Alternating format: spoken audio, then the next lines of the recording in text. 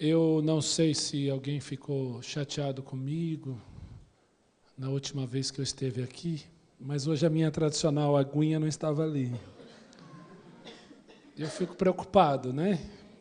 Eu não sei se o pastor... Lá também não tem, viu, dona Milete? Não tem. Eu fui lá, não tinha água lá.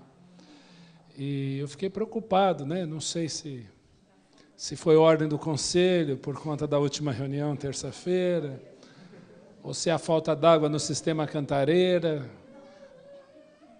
ou se houve aqui alguma coisa que não foi de acordo, né? Eu sou conhecido como aquele que só fala de Jesus, né? Então, pode ser que isso incomode. Mas Jesus é a água da vida, viu, irmãos? Então, muito obrigado, né? Porque sempre eu louvo ao Senhor porque a igreja tem Mileides, Célias, Meires, Regianes, Padas e outros irmãos tão preciosos, e eu sei que a água há de chegar. Hoje pela manhã nós tivemos uma aula de escola bíblica dominical e foi interessante. Obrigado, viu, dona Mileide? Nós te amamos, minha irmã.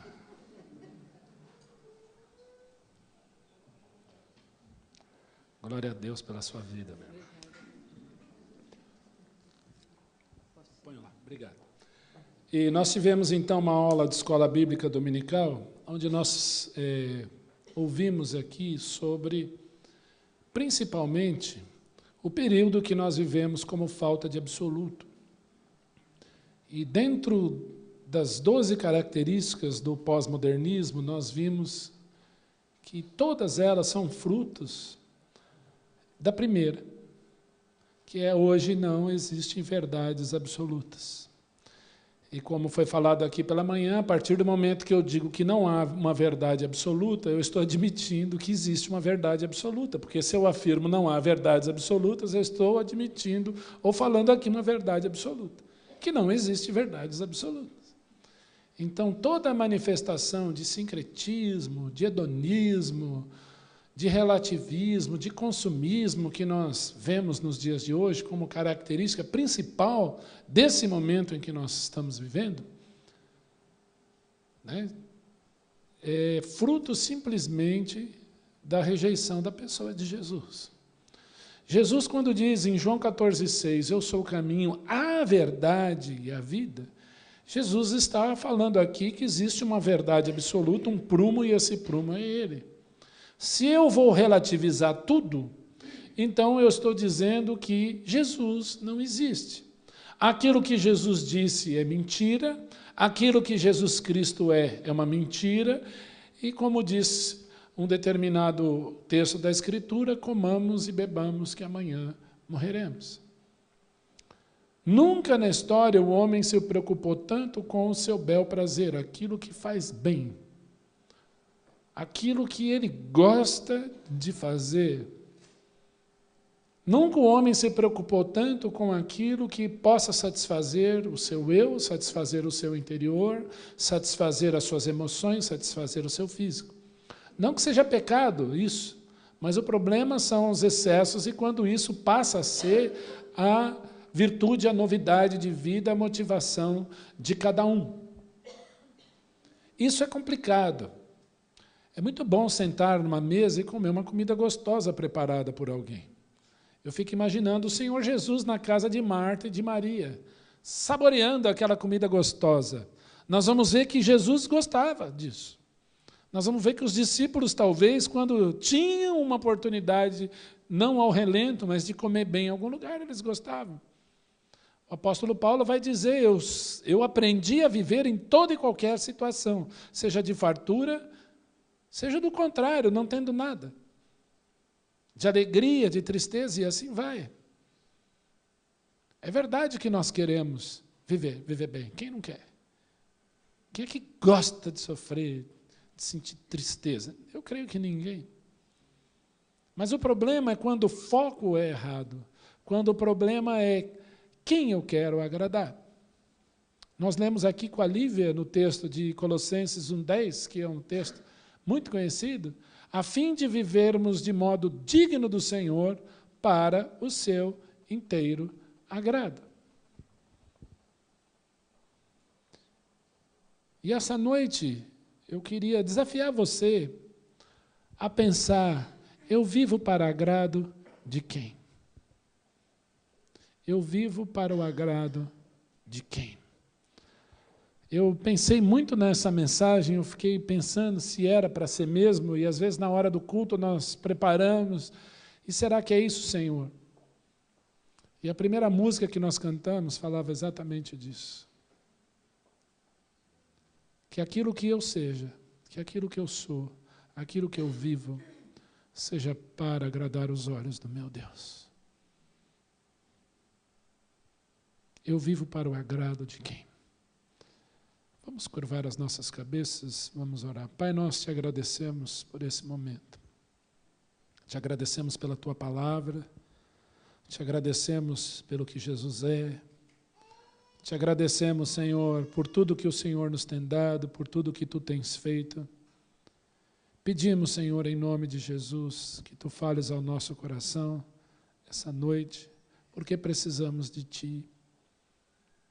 Mas que possamos, Senhor, diante de ti, agradar o teu nome, agradarmos, Senhor, aos teus olhos, em nome de Jesus. Amém.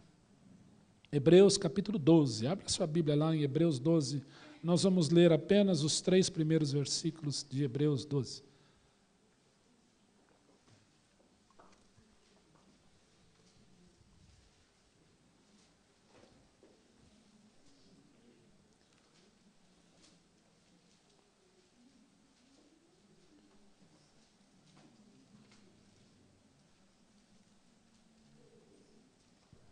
Hebreus 12, de 1 a 3, apenas esse texto aí. Eu vou pedir que você leia junto comigo Hebreus 12, de 1 a 3. Leamos. Portanto, também nós, visto que temos a rodear-nos tão grande nuvem de testemunhas, desembaraçando-nos de todo o peso e do pecado que tenazmente nos assedia, corramos com perseverança a carreira em que nos está proposta, olhando firmemente para o autor e consumador da fé, Jesus, o qual, em troca da alegria que lhe estava proposta, suportou a cruz, não fazendo caso da ignomínia, e está assentado à destra do trono de Deus. Considerai, pois, atentamente aquele que suportou tamanha oposição dos pecadores contra si mesmo, para que não vos fatigueis desmaiando em vossas almas. Quem aqui já teve a experiência de pregar o evangelho para alguém, seja no trabalho, na escola, e você ser alvo de zombaria, ou alvo de desprezo, ou alvo de discriminação, por pregar o evangelho do Senhor Jesus para alguém? Levante a mão. Quem já passou por essa experiência, viveu o que está escrito em Hebreus 12, 3. Tamanha oposição dos pecadores.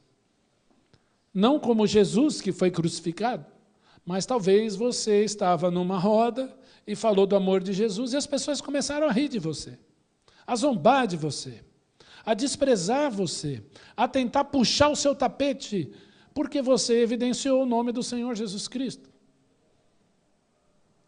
Quem aqui viveu a experiência sabe que não é uma experiência, puxa, que delícia, que gostoso, fui desprezado no trabalho, eba. Não, não foi assim. Mas quando nós lembramos que o Senhor nos consola, que o Senhor cuida de nós, que o Senhor diz lá em Mateus capítulo 5, bem-aventurados sois quando vos perseguirem por causa do meu nome. Saibam que isso aconteceu com os profetas que viveram antes de vós, antes de vocês. E alegrem-se, regozijai-vos, porque é grande o vosso galardão no céu. O Senhor Jesus vai suportar tamanha oposição dos pecadores porque ele tinha algo em mente. Trocar a alegria que lhe estava proposta. Trocar a alegria que lhe estava proposta pela cruz. O Senhor Jesus Cristo veio aqui simplesmente fazer uma troca. Quem é Jesus? Se eu perguntar quem é Jesus para você, talvez alguém responda: Jesus para mim é meu amigo. Jesus para mim é meu Salvador.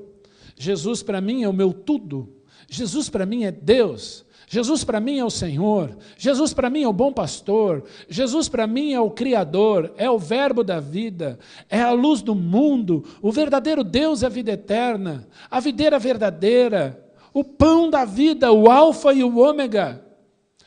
Aquele que criou todas as coisas e que sustenta todas as coisas por uma só palavra. Jesus Cristo, para mim, é o milagre vivo de Deus. Jesus Cristo é a resposta de Deus. E talvez aqui ouviríamos muitas coisas a respeito daquilo que o Senhor Jesus Cristo, de fato, é para você. E eu creio que todas elas são verdadeiras, não só pelo que a Bíblia diz, mas pela experiência pessoal de cada um. Eu lembro a primeira vez que eu escutei Jesus é Jeová, amém? Eu lembro que eu estava gagorrando numa cadeira, eu quase caí. Sorte que tinha uma mesa atrás, eu pus a mão. O susto que eu tomei, eu nunca tinha ouvido aquilo. Jesus é Jeová, amém? Assim na lata? Eu já tinha ouvido que Jesus era Deus, que Ele era o Filho de Deus, que Ele era divino. Ouvi muitas coisas assim. Ouvi muitos meus pais lerem a Bíblia, dizendo claramente, a Bíblia falando que Jesus era Deus. Mas eu lembro daquele dia, para mim foi como a primeira vez. Jesus é Jeová, amém? Falei, meu Deus, eu nunca tinha ouvido isso. E eu lembro que eu comecei a chorar, eu fiquei desesperado, eu não sabia o que fazer. Pela primeira vez na vida eu senti a presença do Espírito Santo de Deus em mim. Eu queria sair gritando, sair rindo para todo mundo. Eu estava ali na Praça da Árvore, na Rua das Rosas, eu falei, agora eu vou gritar. Jesus é Jeová, para todo mundo ouvir. Eu queria fazer isso. Mas eu lembro que era uma noite fria, eu fui para a porta da igreja onde eu estava, era num curso. Eu disse, Jesus, Tu és Jeová para mim. Perdoa por não ter acreditado nisso antes. Tu és o meu Senhor, o meu Salvador. Tu és o Deus encarnado. E eu creio que muitas pessoas que estão aqui tiveram uma experiência com o Senhor. De ver o Senhor Jesus Cristo sendo algo novo, totalmente diferente para você. Nas devocionais da Andréia, onde você tenta fugir, ela te chama, olha, domingo que vem a devocional é sua. E a temática é o que Jesus tem sido para mim, o que Jesus tem feito na minha vida. E quantas histórias nós não ouvimos aqui. Domingo que vem nós teremos outra. Já sei quem é, vai ser bênção. Porque eu sei que Jesus tem falado a corações aqui. A nossa igreja tem Silvios, a nossa igreja tem Dalvas, a nossa igreja tem Ferreiras, tem Silvias. Tem tantas pessoas aqui, tantas histórias, tantas Ionices que vêm aqui e vão dizer, Jesus tem feito isso na minha vida. Por que eu posso dizer isso? Porque Jesus fez uma troca. Para que você fosse tudo isso, Jesus fez uma troca. Ele trocou a alegria que lhe estava proposta. A alegria de ser Deus, Criador de tudo que existe. O Deus Salvador de todo aquele que nele crê. E para ele fazer isso, ele teve que fazer uma troca. Trocar a sua divindade, trocar a sua glória, trocar a sua comunhão com o Pai, para se fazer homem. E para se fazer um homem desprezado, para se fazer um homem rejeitado, para se fazer um homem que não tinha onde reclinar a cabeça, para se fazer um homem cuspido, agredido, achincalhado, escandalizado, nu, numa cruz. Jesus fez uma troca, ele trocou tudo por amor a você. Nós ouvimos hoje pela manhã e poderíamos dizer aqui, se o apóstolo Paulo pudesse trocar os açoites. Já preguei aqui sobre Paulo. Quem era Paulo? Se Paulo nascesse hoje, se o apóstolo Paulo nascesse hoje, nenhum aluno da Harvard se compararia a ele. Nenhum. Ninguém seria poliglota como era o apóstolo Paulo. Para vocês terem uma ideia, o apóstolo Paulo falava a língua que ele quisesse falar, porque o Senhor o capacitou. Ninguém escreveria os livros best-sellers como Paulo escreveu, porque todo domingo as pessoas leem livros de Paulo. Se você abrir a sua Bíblia em Filipenses, Colossenses, Gálatas, Efésios, Coríntios, e eu creio que até Hebreus é dele, nós vamos ver que o Senhor usou esse homem para escrever pelo menos 12 ou 13 livros que são lidos todos os dias no mundo. O homem criado aos pés de Gamaliel, o maior sábio judeu do seu tempo, cidadão romano, o homem que conhecia todo o Látio, toda a cultura romana, e que conhecia grego, e que falava grego, que escrevia em grego, e conhecia todos os filósofos estoicos, epicureus, hedonistas, todas as correntes filosóficas da época, ao ponto de ter um embate com eles, para pregar Jesus. Paulo é fariseu, quanto à lei, irrepreensível. E este homem passa por tudo: picada de cobra, apedrejamento, naufrágio, açoites, prisões, rejeições. E, por fim, decapitado em Roma. E ele sabia que ia morrer, e ele dizia: olha, o tempo está chegando, guardei a carreira, completei a fé. Meu tempo está chegando, a hora da minha morte está aí. Se Paulo não conhecesse Jesus, ele trocaria tudo isso e continuaria a ser Saulo tranquilamente. Perseguidor da igreja, estaria na posição em que estava. Mas ele troca tudo isso por Cristo. Ele considera tudo isso refúgio, esterco, por amor a Cristo. Cristo troca toda a sua glória para se fazer homem, como um de nós, sendo obediente até a morte e morte de cruz. Se você abrir a sua Bíblia em Hebreus capítulo 11, voltar um pouquinho aí, você está em Hebreus 12, Hebreus 11, você tem o exemplo de Abraão, que sai da sua terra, que sai da sua parentela, é-lhe prometido uma terra, mas habita em tendas com Abrão, Isaque e Jacó. E o versículo 10, Hebreus 11, vai dizer: porque Abrão aguardava a cidade que tem fundamentos, da qual Deus é o arquiteto e o fundador.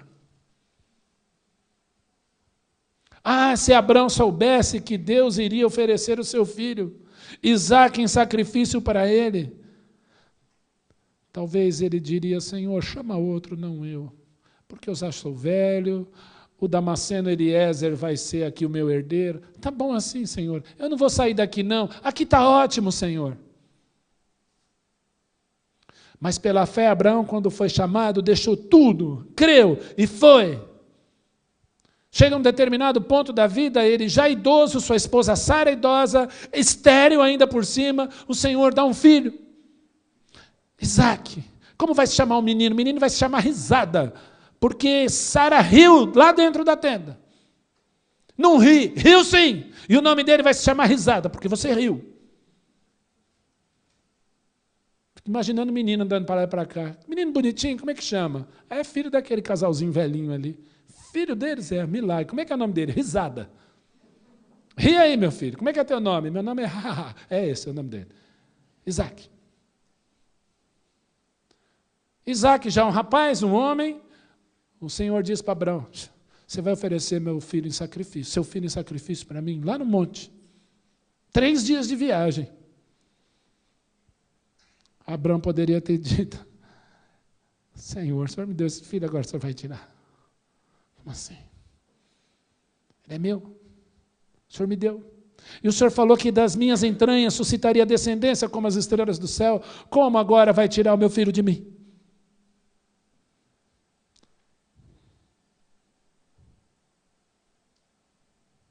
E nós sabemos o fim da história. Abraão estava a ponto, e de fato, ia imolar o seu filho, porque aguardava uma cidade que haveria de vir, e pela fé ele cria que Deus era poderoso para o ressuscitar dentre os mortos. Por isso ele foi. Se Deus me prometeu que através deste menino ele daria uma descendência como as estrelas do céu, e que desse menino viria o Messias prometido, ainda que eu mate, porque Deus está pedindo, ele há de ressuscitar. Porque ele é poderoso, porque eu quero agradar a ele. Pela fé, Moisés preferiu não ser chamado filho da filha de Faraó. Trocou toda a ciência do Egito, trocou todo o tempero do Egito, trocou todas as regalias do Egito, trocou toda a ciência do Egito, todos os privilégios do Egito para morar no deserto. E levar um povo rebelde, de dura serviço, um povo duro, errante pelo deserto. Lá no Egito tinha carne, o Senhor manda as codornizes. No Egito tinha água, o Senhor faz Moisés bater na rocha, sai água. No Egito tinha pãozinho todo dia, padaria delivery, maná chovia do céu todo dia. Todo dia o pãozinho batia na porta. E não era um português e lambreta, não. Era o pão na porta, todo dia, caía do céu, o Senhor dava. E devia ser muito gostoso. Queremos um líder. Moisés está aí. Queremos um Deus novo, vamos fazer o bezerro de ouro. E Moisés suportando tudo aquilo. Porque Moisés tinha um alvo, era agradar o seu Senhor. E Jesus não foi diferente. Eu não vim para fazer a minha vontade, mas sim a vontade daquele que me enviou. Eu não vim agradar-me a mim mesmo, eu não venho para ser servido, mas para servir e dar a minha vida como resgate por muitos. A minha pergunta é, a quem eu quero agradar? Esses dias eu escutei um pastor, e eu até poderia passar o vídeo aqui, mas ele fala de Michael Phelps. Como Michael Phelps treinou, noite, dia, 12, 13 horas de treino todos os dias, 12 horas de treino todos os dias, sem vida social, sem ver ninguém. Ele passava a maior parte do dia dele dentro de uma piscina, nadando para lá e para cá, nadando para lá e para cá, melhorando o seu tempo, fazendo ginástica. E foi o maior recordista olímpico de todos os tempos. Quem assistiu a história do Pelé, esportista, não vamos falar de personalidade pública, homem público, mas o esportista Pelé. A primeira pessoa a chegar num treino, a última pessoa a ir embora de um treino, alguém que se recusava a fazer qualquer coisa que não significava treino. E quando ele deitava na cama, ele colocava os pés para cima na hora da concentração, e dizia para os seus amigos, eu vou meditar em tudo o que eu treinei, por favor, não me interrompa. E foi considerado o atleta do século. Ninguém ganhou como esse homem prêmios. Ninguém conquistou dentro de um esporte algo, num esporte tão difícil como é futebol, que esse homem conquistou proporcionalmente aos outros esportes. Ninguém. Porque ele treinava, botava suas pernas para cima, fechava os olhos e visualizava o campo e tudo que ele treinou. Começava uma partida, ele simplesmente olhava os seus adversários, ele olhava o campo, ele não ficava com a bola chegava, ele já se livrava dela, porque ele queria observar o comportamento das pessoas. E já com 15, 20 minutos de jogo, ele já sabia exatamente o que ele ia fazer. E a gente sabe o que ele fazia. Raramente Pelé perdeu. Poderíamos citar tantos outros esportistas, como Michael Jordan, que ganhou tudo, Tiger Woods, que ganhou tudo, mas eram pessoas que treinavam.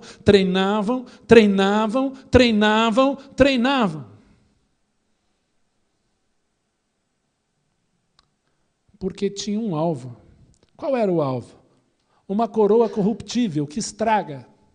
Um prestígio que passa. Pessoas que o tempo passa, elas são simplesmente esquecidas. Eu fico pensando e me assusta quando eu penso que o Schumacher está em coma até hoje. Um talento excepcional para fazer aquilo, que ganhou uma coroa corruptível várias vezes, 8 campeonatos mundiais. E esses homens humanamente treinavam,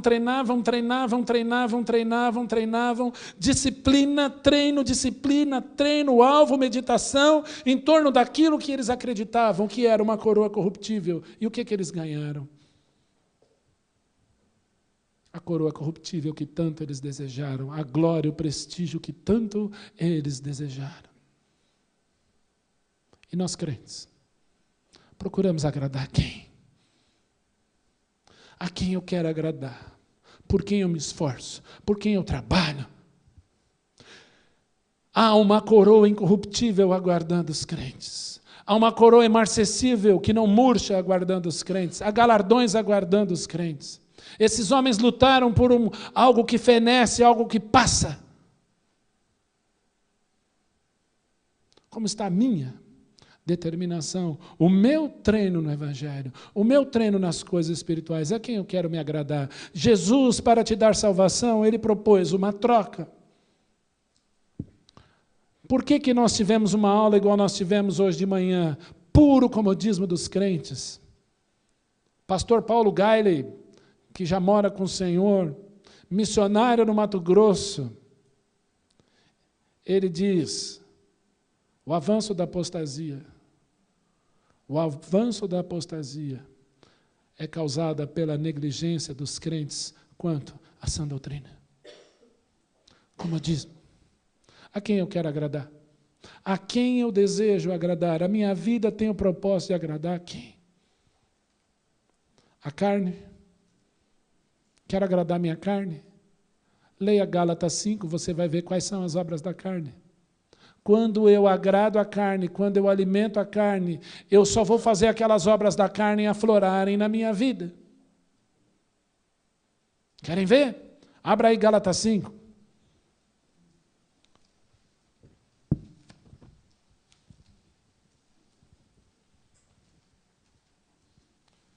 Versículo 19. Ora, as obras da carne são conhecidas e são prostituição, impureza, lascívia, idolatria, feitiçaria, inimizades, porfia ou infidelidade, ciúmes, iras, discórdias, dissensões, facções, invejas, bebedices, glutonarias. Quanto mais eu me alimento a minha carne, mais isso aflora. Quanto mais eu alimento o Espírito, mais o fruto do Espírito se evidencia em mim. Qual é o fruto do Espírito? Leiam aí para mim. Qual é o primeiro? Gomo desse grande fruto. Amor, depois. Alegria, depois. Paz, depois. Longanimidade ou paciência, que mais? Benignidade, depois. Bondade, benignidade é o ato de ser bom. Bondade é a benignidade em prática. Que mais? Fidelidade. Depois, mansidão. Depois, domínio próprio. Quem eu quero agradar? Se é a minha carne, eu vou aflorar as obras da carne. Se é o meu Senhor, evidenciarei em mim o fruto do Espírito em mim. Quais são as minhas motivações? É ver a Deus pela minha visão? Eu creio em Deus, satisfazer minha vontade? Melhor é a minha vontade do que a dele? Por que nós pedimos? Porque uma criança pede. Pai, eu quero aquele Kinder Ovo que vem com um carrinho dentro. Mas, meu filho, agora é hora do almoço, você não vai comer isso não. E às vezes nós não gostamos. E aí, a hora que você põe a comida na mesa, a criança come aquela pratada e fala, que delícia, quero mais. Que bom que nós dissemos não. E às vezes o Senhor faz isso conosco. Às vezes fazemos a oração do Pai Nosso invertida. Seja feita a minha vontade, assim na terra como nos céus. Não. Deus, em Cristo Jesus, criou o homem à sua imagem, conforme a sua semelhança. E muita gente está criar Deus conforme a sua imagem, conforme a sua semelhança. A quem eu quero agradar? Talvez você procure agradar os outros. Quer agradar seu chefe? Agrade a Cristo. Talvez o seu chefe vai pedir para você mentir, e você não vai mentir, porque você quer agradar a Cristo. Ele viu em você alguém honesto, porque você quer agradar a Cristo. Temos vivido uma geração de crentes egoístas. Características do último dia, os homens serão egoístas. Agradando amigos, falsos amigos, ídolos, às vezes jogadores de futebol, de sei lá de qual esporte, cantores, às vezes até da música gospel. Quem vai cantar? É fulano, é fulano. Jesus é segundo plano. Mas muitos, sem saber, estão agradando ao diabo. E se tem alguém que você não pode agradar, é a ele. Ele é o oposto de tudo que se chama Deus. Tudo aquilo que o diabo patrocina, fomenta na sociedade, muitos querem imitar. Vimos hoje isso aqui com exaustivos exemplos essa manhã. E tudo aquilo que quer agradar ao Senhor, o diabo faz o contrário.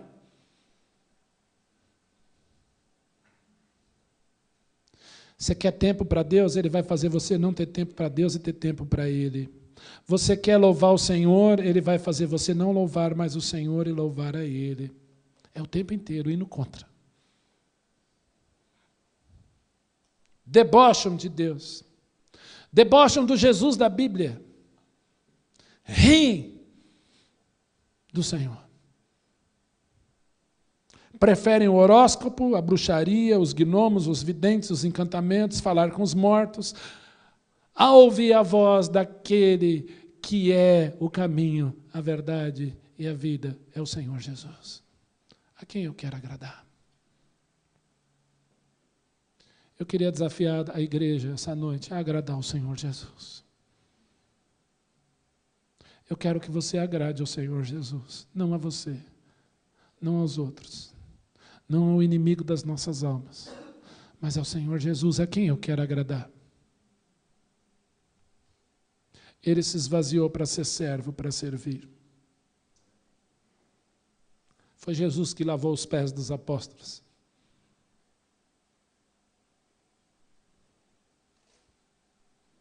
Jesus não veio dizer para a igreja ou para os discípulos: e aí, Paulo, quanto você arrecadou hoje? E aí, Pedro, trocou de carro? E aí, Tomé, está com pouca fé, hein? E aí, e aquela casa? Não é isso que o Senhor, Ele dá isso por graça. Ele dá isso por graça porque Ele é bom. Procure agradá-lo, porque Jesus não veio agradar a si mesmo. Os seus apóstolos não vieram agradar a si mesmo. Todos eles foram martirizados pela fé, todos martirizados, todos foram assassinados. Até João, que é exilado na ilha de Patmos, vai ficar ali preso até sua morte. Procure apresentar-se ao Senhor. Olha o que diz a Escritura. Procura apresentar-te a Deus. Será que você pode dizer isso para você mesmo? Eu procuro me apresentar a Deus. Procura apresentar-te a Deus. Como? Aprovado. Agradável a Ele. Nós cantamos isso aqui. Eu não posso cantar isso aqui se essa não for a motivação da minha vida.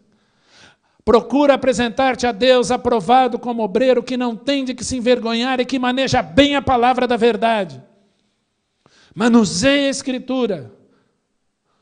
Olhe para a Escritura, memorize a Escritura. Senhor, me dê destreza na Escritura. Porque Ele não dá isso só para pessoas que têm dons, não. Aquele, indistintamente, que quer sabedoria, peça a Deus, que a todos dá liberalmente. E nada lhes impropere ser-lhe-á concedida. Eu já tinha passado da adolescência há muito tempo, quando eu falei: Senhor, eu preciso conhecer a Bíblia. E eu ainda não estou contente, eu quero conhecer mais a Escritura. Eu quero conhecer mais o meu Deus. Eu quero conhecer mais o meu Senhor. Procure agradar a Cristo. A Bíblia diz assim, Filipenses 4:4. Alegrai-vos em quem? Outra vez digo, alegrai-vos. Você quer ser feliz? Conheça o seu Senhor. Alegre-se nele. Porque a alegria dele é a nossa força. Alegrai-vos no Senhor, outra vez digo, alegrai-vos. Por que procurar agradar a Cristo? Quantas vezes eu oro, quantas vezes eu falo com o Senhor, e a gente vem com uma lista de pedidos. Só falta falar Senhor Aladim na oração, né? Senhor Aladim, pirim pim pim, eu quero 3... Não, não é isso. Senhor, eu estou diante de Ti. E a Tua palavra diz que nós não sabemos orar como convém. Porque muitas vezes não sabemos fazer isso, mas eu clamo para que o Teu Espírito me assista na minha fraqueza. E eu coloco diante de Ti as minhas causas, como fez o rei Ezequias, abrindo aquela carta diante do Senhor. Eu preciso de Ti, Senhor. Eu preciso da melhor solução, Senhor. Senhor, me assiste agora pelo que Tu és. Muitas vezes, sim, precisamos pedir, sim, clamar, sim, mas o Senhor está falando e não queremos ouvir, o Senhor está falando e nós não queremos ouvir. Ó, Senhor, fala que o Teu servo ouve. Eu quero ouvir a Tua voz, Senhor, eu quero ouvir aquilo que Tu tens para mim. E eu quero agradar o Senhor. Como foi falado aqui essa manhã, o cristianismo é arriscado, sim. É difícil, sim. A porta é estreita, sim. A luta é grande, sim. Os dardos são muitos, sim. As dificuldades, sim. Você quer ser uma boa esposa? Procure agradar a Cristo. Quer ser um bom marido? Procure agradar a Cristo. Quer ser um bom funcionário? Procure agradar a Cristo. Quer ser um bom pai? Procure agradar a Cristo. Quer ser uma boa mãe? Procure agradar a Cristo. Quer ser um bom cidadão? Procure agradar a Cristo. Quer votar direito? Procure agradar a Cristo. Quer estratégias na vida para que as coisas deem certo? Procure conhecer a Cristo e agradar a Cristo. É isso que o Senhor está te desafiando, a fim de viver de modo digno do Senhor, para o seu inteiro agrado. Ser feliz é agradar a Cristo, somente a Ele. Agradar a Cristo é vida, é alegria plena. Quantas vezes temos nos prostrado diante do Senhor, não por aquilo que Ele é, por aquilo que nós achamos que somos. Senhor, é pelo que Tu és. Tu és grande, Tu és santo, Tu és inabalável. O Teu domínio é de eternidade a eternidade.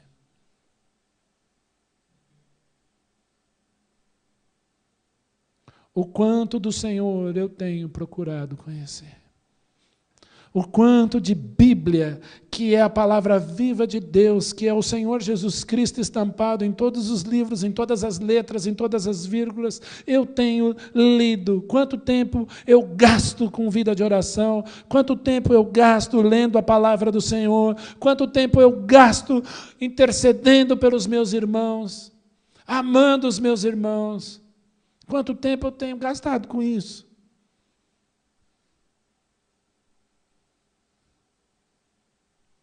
As dificuldades vêm. Olha o que diz Efésios 6,13. Portanto, tomai toda a armadura de Deus, para que possais resistir no dia mau. E que dia é mau? Todo dia é mau. Basta cada dia o seu próprio mal.